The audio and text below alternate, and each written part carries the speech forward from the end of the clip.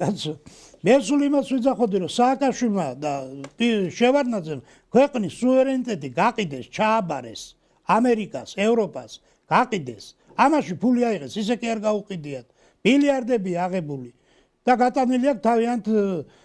პირად ანგარიშებზე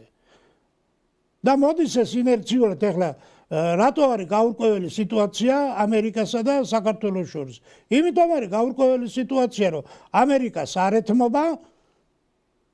მაგრამ რუსეთის შიშით აქ ბევრსაც ვეღარ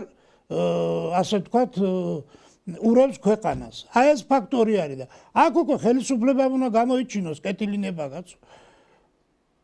ხელისუფლებამ კეთილინება რომ გამოიჩინოს ხალხის ხარდაჭერა უნდა მას და ხალხის ხარდაჭერა არსად არ იგრძნობა. არაფერში არ იგრძნობა ხალხის ხარდაჭერა რომ ხალხს ამას გვერდში იყენებს. მოხედეთ ხალხს დაიყენეთ გვერდში და ვერც ამერიკა ვერ გაბედავს, ვერც ევროპა ვერ გაბედავს.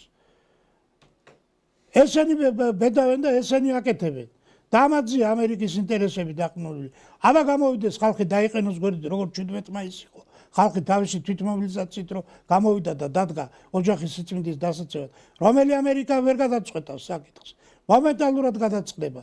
ევროპაშიაც გადაწყდება და ეს ევროპებს კიდე ეს ლურჯი ცისფერი დროშა, კაცო, ფისფერების დროშა მოაცილეთ ხალხო. შეაჩერეთ კონსტიტუციაში 78 მუხლის მოქმედება ნატოში შესვლა რო გიწერეთ ნატო დამარცხდა უკვე რუსეთთან ბრძოლაში მთლიანად დამარცხდა სრულად დამარცხდა ამის დასტური იყო 9 მაისი 9 მაისმა გააფორმა ნატოს დამარცხება რუსეთთან ბრძოლაში პირდაპირ ბრძოლაში აქამდე თუ შეფარვით იძახოდნენ რომ აი ნატოს ის პირდაპირ გაცხადა რომ ნატო ებრძვის უშუალოდ რუსეთს და უკრაინა არის პროქსი ამ შემთხვევაში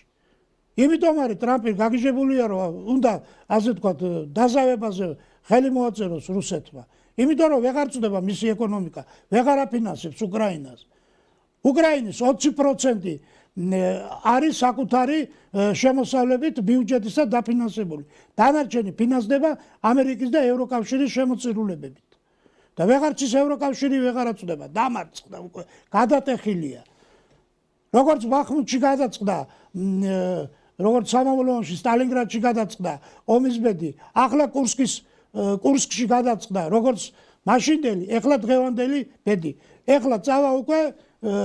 წინსვლა რუსეთის ჯარისა დასავლეთისკენ კორსუნ შევჩენკოს კატიოლი 100%-იანად გარანტირებული აქვს უკრაინის ჯარს და მოხდება ეს ყველა შემთხვევაში ამიტომ ჩვენებს მოუწოდებ ხალხო ცოტა გაიხედეთ გამოიხედეთ ამ რომის პაპესა და იქით ირანში პანაშვიდებზე რომ დარბიხარ 9 მაისს არ უნდა წასულიყავით რუსეთში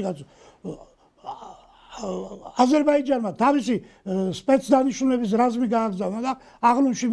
მოაღებინა მონაწილეობა სომხეთის პრეზიდენტი ჩასულიყო და აღლუმს ესწრებოდა ჩვენ რა გვაქვს ისეთი რაშიც ვერ ვომრიგდით რუსეთთან